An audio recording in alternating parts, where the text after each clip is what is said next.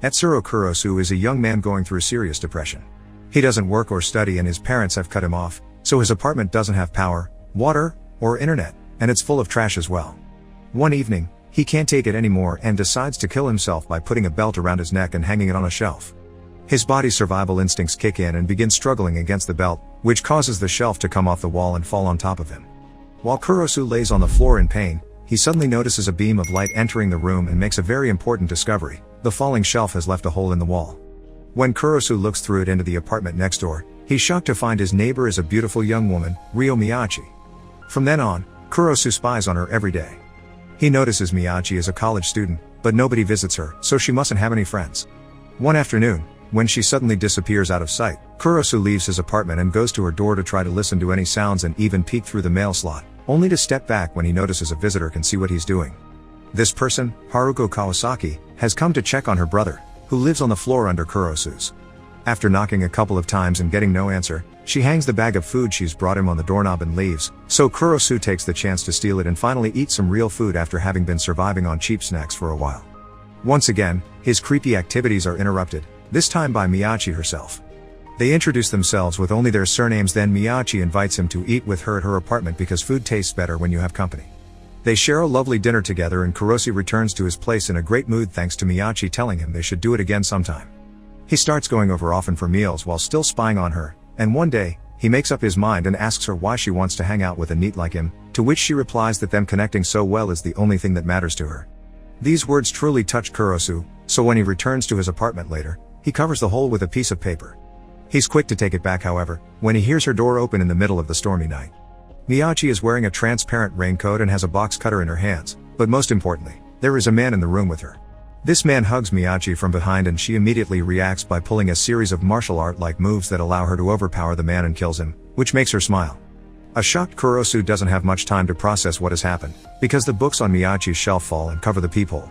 While he tries to decide if what he saw was real or not, a mysterious van full of people parks in front of their building and someone knocks at his door. It's Miyachi, looking normal and cheerful, asking with a pot of food in her hands if they can have dinner together in his place this time.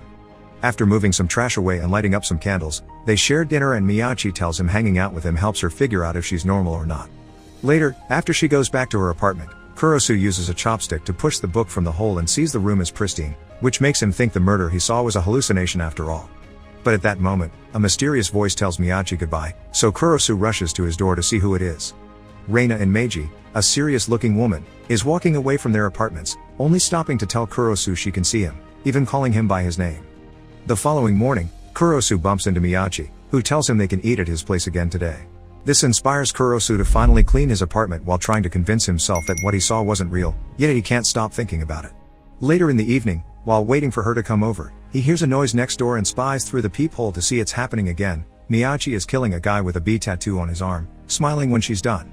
Finally admitting this is real, Kurosu screams in fear, making Miyachi discover the hole and stick her cutter in it before she looks at him in return. Getting even more scared now, Kurosu runs away from the apartment, and Miyachi chases him through town with her cutter in hand. When Kurosu takes the fire escape to reach the roof of a building, Miyachi corners him there and makes him confess that he's known she's a killer for a while.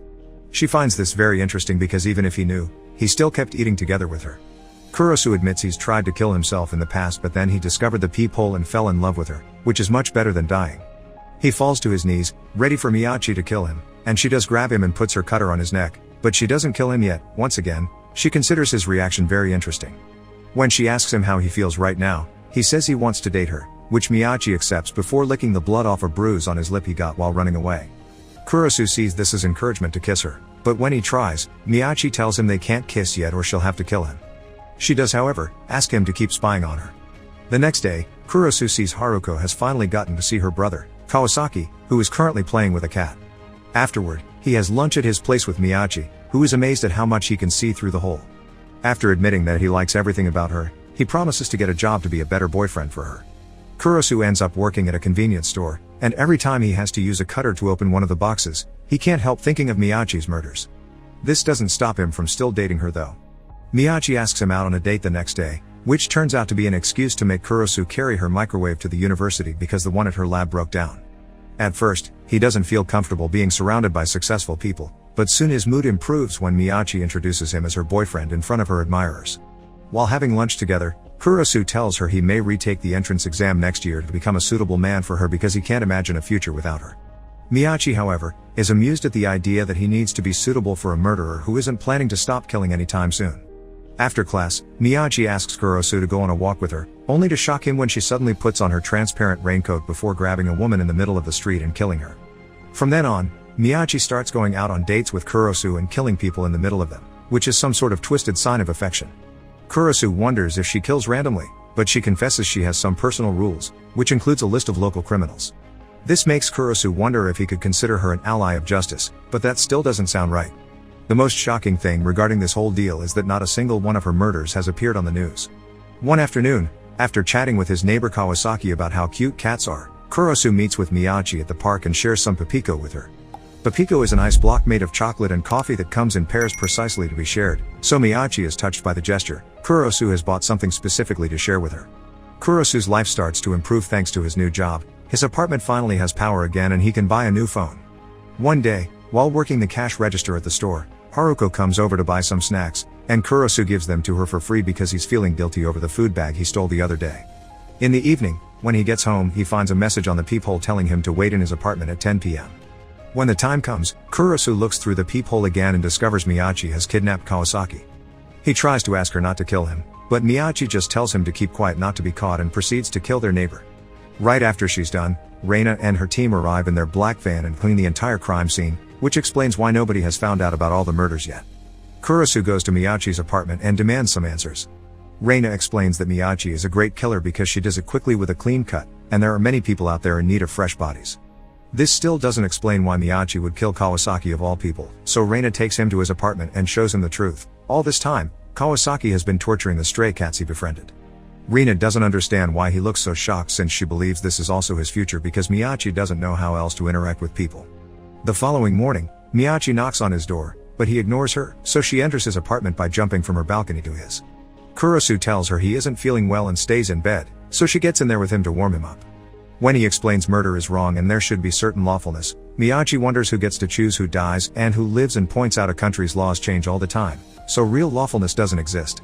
Kurosu finally admits he just didn't want to see it, so an upset Miyachi leaves the room while Kurosu thinks that despite everything, he still likes her. Sometime later, Kurosu bumps into Haruko, who wants to know if he's heard from her brother, because he hasn't called or visited in a while. While Kurosu tries to come up with some excuse, Haruko is startled by the sudden apparition of a jealous Miyachi, who wants to know who is this person talking to her boyfriend. When Haruko explains she's Kawasaki's sister, Miyachi invites her to wait for him at her apartment, but Kurosu freaks out and sends her away, promising to let her know if he hears from Kawasaki. Later, when he's having dinner with Miyachi, he can't stop worrying about Haruko coming back and finding out the truth. Miyachi tells him it's fine because Kawasaki has disappeared without a trace, and because of her personal rules, she promises not to kill Haruko. Some days later, Haruko texts Kurosu, asking him if they can meet to talk about her brother. While wondering if accepting or not, Kurosu is suddenly grabbed and dragged into a black van where Reina is waiting for him. She tells him to become a suitable man for Miyachi or she will take care of him, because as a person he's useless but he'd make a great dead body. A few hours later, Kurosu meets with Haruko for tea. She is in desperate need to know what happened to her brother, so she asks Kurosu to come with her to see the landlord because she's scared to go by herself.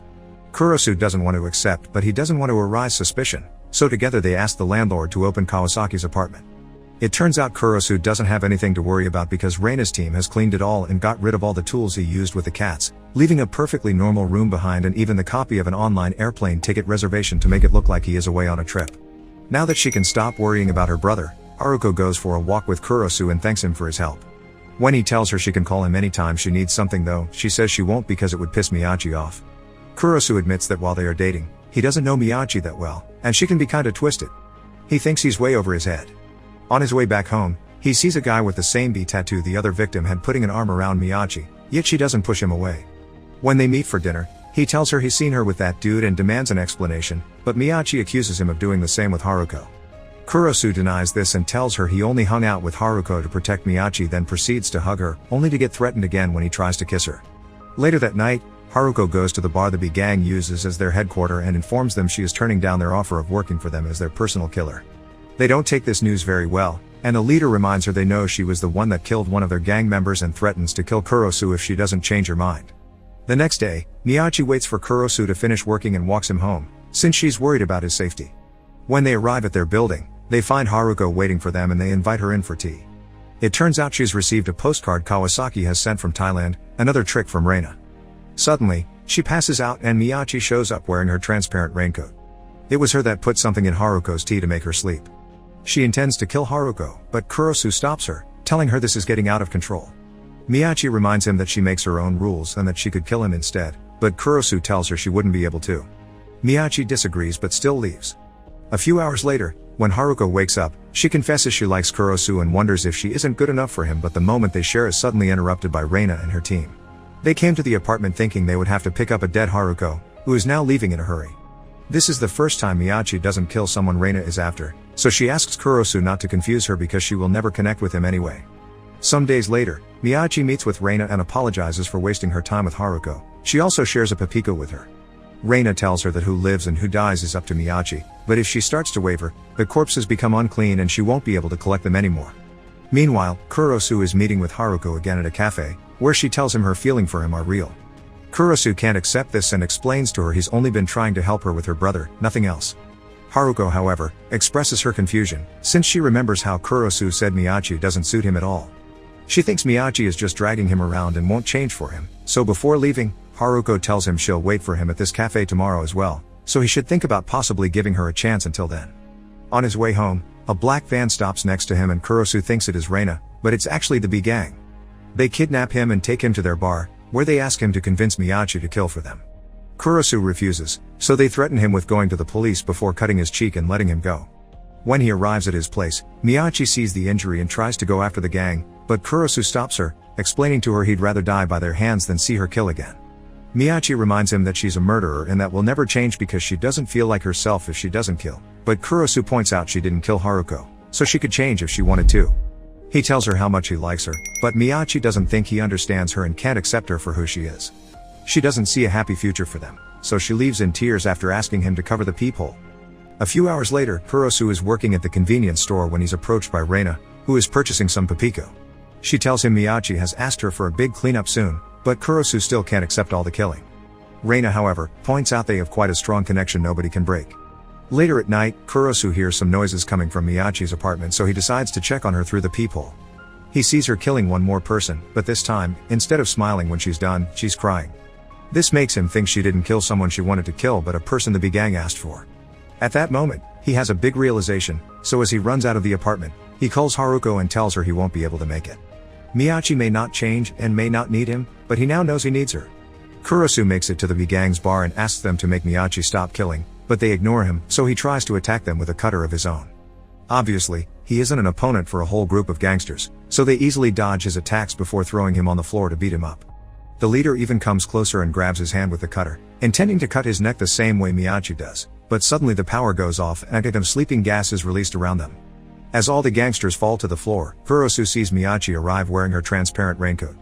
She's surprised to find him there, and when she notices his injuries, she gets even angrier than she already was and grabs his cutter, which she uses together with hers to kill all the gangsters. The men try to defend themselves, but she expertly fights them off and easily murders them one by one. The leader is last and he does manage to make her drop the cutters, but she doesn't give up and with a smooth movement, she kills him with his own katana before adding another cut with her own cutter. Afterward, she helps a weak Kurosu to get on the couch and explains the person she had killed a few hours ago has also been a B gang member. The only reason why she didn't smile this time is that it hadn't been fun for some reason, but this doesn't mean she'll stop killing. Kurosu reminds her that he likes everything about her, and after Miyachi tells him she likes him too, the couple finally kisses, only for Miyachi to stab him on the stomach right after. She smiles because she's always wanted to kill someone she liked and now she understands it doesn't feel the same at all, which makes Kurosu glad.